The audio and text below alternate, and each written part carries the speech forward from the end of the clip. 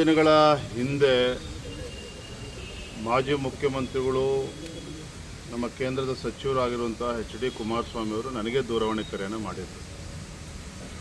ವಿಜೇಂದ್ರ ಅವರೇ, ನಿಮ್ಮ ರಾಷ್ಟ್ರೀಯ ನಾಯಕರ ಜೊತೆಲಿ ಮಾತನಾಡಿ 3ನೇ ಅಭ್ಯರ್ಥಿಯನ್ನು ನೀವಾದರೂ ಹಾಕಿ ನಾವಾದರೂ ಹಾಕ್ತೇವೆ, ಒಂದು ಫೈಟ್ ಮಾಡೋಣ, ಒಂದು ಸೀರಿಯಸ್ ಆಗಿ, ಯಾವುದೇ ಕಾರಣಕ್ಕೂ ಸುಲಭಕ್ಕೆ ಬಿಟ್ಕೊಡೋದು ಬೇಡ ಅನ್ನೋ ಒಂದು ಒಳ್ಳೆ ಉದ್ದೇಶ ಇಟ್ಕೊಂಡು ಮಾನ್ಯ ಕುಮಾರಸ್ವಾಮಿ ಅವರು ನನಗೆ ಮಾತನಾಡಿದರು. ನಾನು ಕೂಡ ಇಲ್ಲ, ತಾವೇ ಅಭ್ಯರ್ಥಿನ ಹಾಕಿ ನಾವು ಒಟ್ಟಾಗಿ ಸೆಣಸಾಟವನ್ನು ಮಾಡೋಣ ಅನ್ನೋ ಮಾತನ್ನು ಕೂಡ ನಮ್ಮ ರಾಷ್ಟ್ರೀಯ ನಾಯಕರ ಅಭಿಪ್ರಾಯದ ಮೇರೆಗೆ ನಾನು ಅವರಿಗೆ ತಿಳಿಸಿದ್ದೆ. BJP ಆಗಲಿ JDS ಆಗಲಿ ಇಬ್ಬರ ಉದ್ದೇಶ ಒಳ್ಳೆಯದೇ ಆಗಿತ್ತು. ಒಂದು ಫೈಟೌಟ್ ಮಾಡಬೇಕು, ಅದು ಸುಲಭಕ್ಕೆ ಬಿಡ್ಕೊಡ್ಬಾರ್ದು, 3ನೇ ಅಭ್ಯರ್ಥಿಯನ್ನು ಸಾಧ್ಯ ಆದಷ್ಟು ಗೆಲ್ಲುವಂಥ ಪ್ರಯತ್ನ ಮಾಡಬೇಕು ಅಂತ ಹೇಳಿ ಎರಡೂ ಪಕ್ಷಗಳು ಒಟ್ಟಾಗಿ ಪ್ರಯತ್ನ ಮಾಡಿದ್ದು ಸತ್ಯ. ಆದರೆ ನಿನ್ನೆ ಮತದಾನ ಆದಂಥ ಸಂದರ್ಭದಲ್ಲಿ JDS ಪಕ್ಷದಿಂದನೂ ಕೂಡ 6-7 ಅಡ್ಡ ಮತದಾನಗಳಾಗಿದ್ದಾವೆ. BJPಯಿಂದಲೂ ಕೂಡ 5ಕ್ಕೂ ಕನಿಷ್ಠ 4-5 ಅಡ್ಡ ಮತಗಳು ಆಗಿದ್ದಾವೆ ಅನ್ನುವ ಮಾಹಿತಿ ನಮಗೂ ಕೂಡ ಸಿಕ್ಕಿರುವಂಥದ್ದು. ನಾನು ಈ ಸಂದರ್ಭದಲ್ಲಿ ಹೇಳ್ತಕ್ಕಂಥದ್ದು ಇಷ್ಟೇ, ನಮ್ಮದು ಒಂದು ರಾಷ್ಟ್ರೀಯ ಪಕ್ಷ, ನಮ್ಮ ಪಕ್ಷದಲ್ಲಿರ್ತಕ್ಕಂಥ ಶಾಸಕರು ಯಾರು ಅಡ್ಡ ಮತದಾನವನ್ನು ಮಾಡಿದ್ದಾರೆ ಅವರನ್ನು ಕ್ಷಮಿಸ್ತಕ್ಕಂಥ ಪ್ರಶ್ನೆನೇ ಇಲ್ಲ.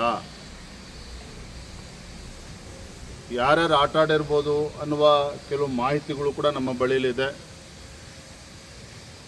ಈಗಾಗಲೇ ನಮ್ಮ ರಾಷ್ಟ್ರೀಯ ನಾಯಕರ, ರಾಷ್ಟ್ರೀಯ ಅಧ್ಯಕ್ಷರ ಅಪಾಯಿಂಟ್ಮೆಂಟನ್ನು ಕೂಡ ನಾನು ಬೆಳಗ್ಗೆ ಕೇಳಿದ್ದೇನೆ. ಸಾಧ್ಯ ಆದರೆ ಇವತ್ತೇ ಕೊಡಿ ಅಥವಾ ಯಾವಾಗ ಕೊಟ್ಟರು ಕೂಡ ನಾನು ತಕ್ಷಣ ಬರ್ತೇನೆ. ರಾಜ್ಯದ ಪ್ರಸಕ್ತ ರಾಜಕೀಯ ಬೆಳವಣಿಗೆಗಳ ಬಗ್ಗೆ, ವಿಧಾನ ಪರಿಷತ್ನಲ್ಲಾದಂಥ ಅಡ್ಡ ಮತದಾನದ ಬಗ್ಗೆ ಇವೆಲ್ಲವನ್ನು ಕೂಡ ವಿವರಿಸಬೇಕು ಅಂತೇಳಿ ನಾನು ಮನವಿಯನ್ನು ಕೂಡ ಮಾಡಿದ್ದೇನೆ. ಬಹುಶಃ ಇವತ್ತು ಅಥವಾ ಸೋಮವಾರ ಯಾವಾಗ ಸಮಯವನ್ನು ಕೊಡ್ತಾರೆ ನಾನು ಅವ್ರನ್ನ ಭೇಟಿ ಮಾಡಿ, ರಾಷ್ಟ್ರೀಯ ಅಧ್ಯಕ್ಷರನ್ನ ಭೇಟಿ ಮಾಡಿ ಸಂಪೂರ್ಣವಾಗಿ ವಿವರಣೆಯನ್ನು ನೀಡುವಂಥ ಕೆಲಸ ನಾನು ಮಾಡ್ತೇನೆ. ಆದರೆ ಒಂದಂತೂ ಸತ್ಯ, ಯಾರು ಮೀರ್ ಸಾಧಕರುಗಳಿದ್ದಾರೆ ನಮ್ಮ ಪಾರ್ಟಿನಲ್ಲಿ ಅದನ್ನು ಪಕ್ಷ ಖಂಡಿತವಾಗಿ ಗಂಭೀರವಾಗಿ ತೆಗೆದುಕೊಳ್ತದೆ. ಏನು ಅವ್ರ ವಿರುದ್ಧ ಆ್ಯಕ್ಷನ್ ತೆಗೆದುಕೊಳ್ಬೇಕು ಅದನ್ನು ತಗೊಳ್ತೇವೆ. ಕ್ರಾಸ್ಔಟ್ ಮಾಡಿರೋರ ಬಗ್ಗೆ ಮಾಹಿತಿ ಇದೆಯಾ ಸರ್? ಕೆಲವು ಮಾಹಿತಿಗಳಿದ್ದಾವೆ, ಎಲ್ಲವನ್ನು ಕೂಡ ನಾವು ಬಹಿರಂಗವಾಗಿ ಚರ್ಚೆ ಮಾಡೋದಕ್ಕೆ ಸಾಧ್ಯ ಅಲ್ಲ. But let me assure you, ಒಂದು ರಾಷ್ಟ್ರೀಯ ಪಕ್ಷವಾಗಿ there is limit for everything. ಈಗಾಗಲೇ ನಮ್ಮ ಭಾಜಪದಲ್ಲಿ ಗೊಂದಲಗಳ ಬಗ್ಗೆ ಸಾಕಷ್ಟು ಚರ್ಚೆಗಳಾಗಿದ್ದಾವೆ. ಇದನ್ನು ಈ ಸಂದರ್ಭ ಉಲ್ಲೇಖ ಮಾಡೋದಕ್ಕೆ ಹೋಗೋದಿಲ್ಲ. ಕಾರ್ಯಕರ್ತರು ಬೇಸತ್ತಿದ್ದಾರೆ ನಮ್ಮ ನಡವಳಿಕೆಯಿಂದ. ಆದರೆ ಒಬ್ಬ ಚುನಾಯಿತ ಪ್ರತಿನಿಧಿ, ಭಾರತೀಯ ಜನತಾ ಪಾರ್ಟಿ ಟಿಕೆಟ್ನಲ್ಲಿ ಗೆದ್ದಿರ್ತಕ್ಕಂಥ ಶಾಸಕರುಗಳು ಈ ಮಟ್ಟಕ್ಕೆ ಹೋಗ್ತಾರೆ ಅಂತ ಹೇಳಿದ್ರೆ ಎಲ್ಲೋ ಒಂದು ಕಡೆ ಗೆರೆ ಎಳೆಯುವಂಥ ಕೆಲಸ ಒಂದು ರಾಷ್ಟ್ರೀಯ ಪಕ್ಷವಾಗಿ ಅದು ಮಾಡಬೇಕಾಗ್ತದೆ. ಅದನ್ನು ನಮ್ಮ ರಾಷ್ಟ್ರೀಯ ಅಧ್ಯಕ್ಷರು ಕೂಡ ನಾನು ಈ ವಿಚಾರವನ್ನು ಚರ್ಚೆ ಮಾಡ್ತೀನಿ. ಕುಮಾರಸ್ವಾಮಿ ಅವರು ಹೇಳ್ತಾರೆ ನಮ್ಮದು ಒಂದು ಪಾಠ ಕಲಿತಂತ ಕುಮಾರಸ್ವಾಮಿ ಹೇಳಿದ್ದಾರೆ. ಸಹಜವಾಗಿ ಅವ್ರು ನೋವಾಗಿದ್ದಾರೆ.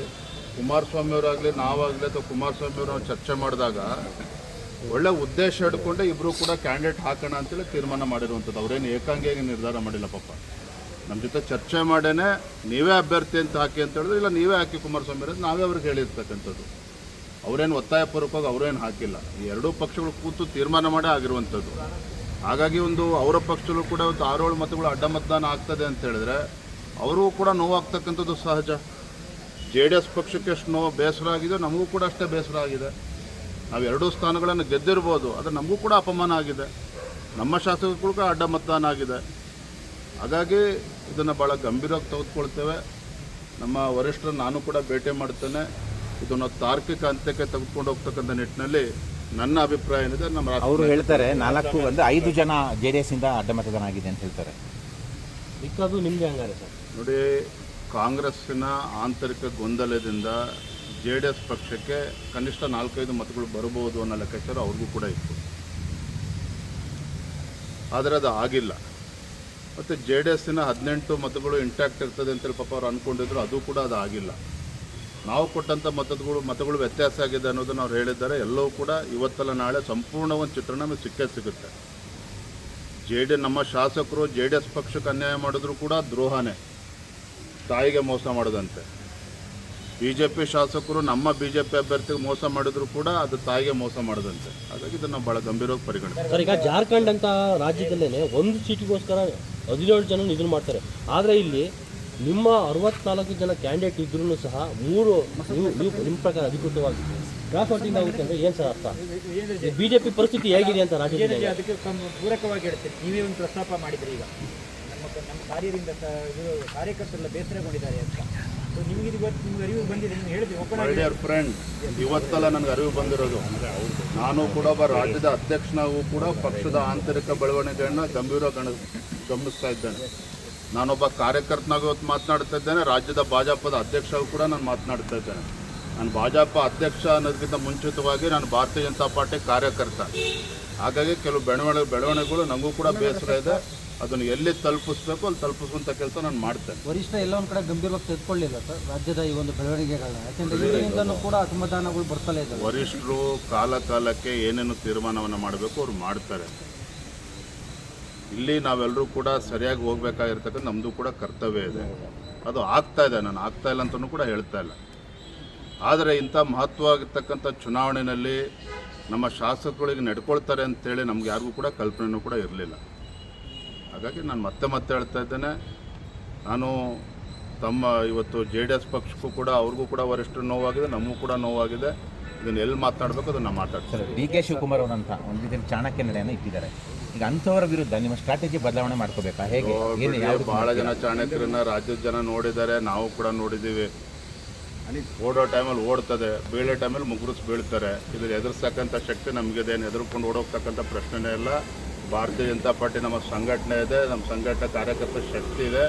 ಹೇಗೆ ಬಗ್ಗಿಸ್ತೇವೆ. ಇದೊಂದು ಚುನಾವಣೆಯಿಂದ ಎಲ್ಲವೂ ಕೂಡ ಮುಗಿದೋಗಿ ಆಪರೇಷನ್ ಹಸ್ತ ಮಾಡ್ತಾರಂತೆ ಸರ್ JDSನವರು. ಅವರೇ ಕುಮಾರಸ್ವಾಮಿ ಇಡೀ ದೇಶದಲ್ಲಿ ಆಪರೇಷನ್ ಮಾಡೋಕ್ಕೆ BJP ಸಹಿಸ್ಕೊಂಡಿತ್ತು, ರಾಜ್ಯದಲ್ಲಿ BJPಗೆ ಆಪರೇಷನ್ ಮಾಡಿ JDS ನೀವೆಲ್ಲ ಮಾತನಾಡ್ತಾರ ನೋಡಿದ್ರೆ ಇಲ್ಲಿವೇ ಎಲ್ಲವೂ ಮುಕ್ತಾಯ ಆಗ್ತಾ ಇದೆ. ಆ ಭಾವನೆಯಲ್ಲಿ ನೀವು ಮಾತನಾಡ್ತಾ ಇದ್ದೀರಿ. ಈ ಘಟನೆ ಆಗಬಾರ್ದಿತ್ತು, ದುರಾದೃಷ್ಟ ಇದು. ಅದನ್ನು ನಾನೇ ಒಪ್ಕೊಳ್ತಾ ಇದ್ದೇನೆ. ಆದರೆ ಇದನ್ನು ಭಾರತೀಯ ಜನತಾ ಪಾರ್ಟಿ ಗಂಭೀರವಾಗಿ ತೆಗೆದುಕೊಳ್ತದೆ. DK ಶಿವಕುಮಾರ್ ಆಗಲಿ ಇನ್ನೊಬ್ಬ ಮುಖ್ಯಮಂತ್ರಿ ಬರಲಿ ಹೆದರ್ಕೊಂಡು ಓಡೋಗ್ತಕ್ಕಂಥ ಪ್ರಶ್ನೆನೇ ಇಲ್ಲ. ಇದನ್ನು ಯಾವ ರೀತಿ ಈ ಸರ್ಕಾರನ ಬಗ್ಗಿಸ್ಬೇಕು, ಪಳಗಿಸ್ಬೇಕು ಅದನ್ನು ಮಾಡ್ತೇವೆ. ಬರೋದು ವಿಜೇಂದ್ರ ಅವರು ಕೆಟ್ಟ ಹೆಸರು ತರಬೇಕು ಅಂತ ಏನಾದ್ರು ಇದಾಗಿರ್ಬೋದು. ಆಪರೇಷನ್ ಹಸ್ತ ವಿಜೇಂದ್ರ ಅವರು ಕೆಟ್ಟ ಹೆಸರು ತರೋಣ, ರಾಜ್ಯಾಧ್ಯಕ್ಷ ಪ್ಲಾನ್ ಮಾಡಿದ್ದಾರೆ ಸರ್ ನಿಮ್ಮ ವಿರೋಧಿಗಳು. ನಿಮ್ಮ ಒಳಗಡೆ ಇರುವಂಥ ವಿರೋಧಿಗಳು ನನ್ನ ಹಣೆ ಬರದಲ್ಲಿ ಬರೆದಿದ್ದನ್ನು ಯಾರೂ ಕೂಡ ತಪ್ಸೋಕ್ಕಾಗೋದಿಲ್ಲ. ಇನ್ನೊಬ್ಬರು ಹಣೆ ಬರದಲ್ಲಿ ಬರೆದಿದ್ದು ನಾನು ಕೂಡ ತಪ್ಸೋಕ್ಕಾಗಲ್ಲ. ಈ ಎಲ್ಲ ಬೆಳವಣಿಗೆಯಿಂದ ವಿಚಲಿತವಾಗಿ ಓಡೋಗ್ತಕ್ಕಂಥ ವಿಜೇಂದ್ರ ನಾನಲ್ಲ. ನಾನು ಒಬ್ಬ ಪಕ್ಷದ ಕಾರ್ಯಕರ್ತ ಇದ್ದೇನೆ, ಭಾರತೀಯ ಜನತಾ ಪಾರ್ಟಿ ಅಧ್ಯಕ್ಷ ಇದ್ದೇನೆ, ಯಡಿಯೂರಪ್ಪವ್ರ ಮಗನೂ ಕೂಡ ಇದ್ದೇನೆ. ಇವೆಲ್ಲನೂ ಕೂಡ ಅರಗಿಸ್ತಕ್ಕಂಥ ಶಕ್ತಿ ನನಗೂ ಕೂಡ ಇದೆ. ಯಾರಿಗೆ ಏನು ಮಾಹಿತಿ ಕೊಡಬೇಕು ಕೊಡ್ತೇನೆ. ಧನ್ಯವಾದಗಳು. If you like this video ಬೇಗ ಲೈಕ್ ಮಾಡಿ, ಕಾಮೆಂಟ್ ಮಾಡಿ, ಶೇರ್ ಮಾಡಿ ಹಾಗೂ ಯೋಯೋ ಟಿವಿ ಕನ್ನಡವನ್ನು ಸಬ್ಸ್ಕ್ರೈಬ್ ಮಾಡಿ.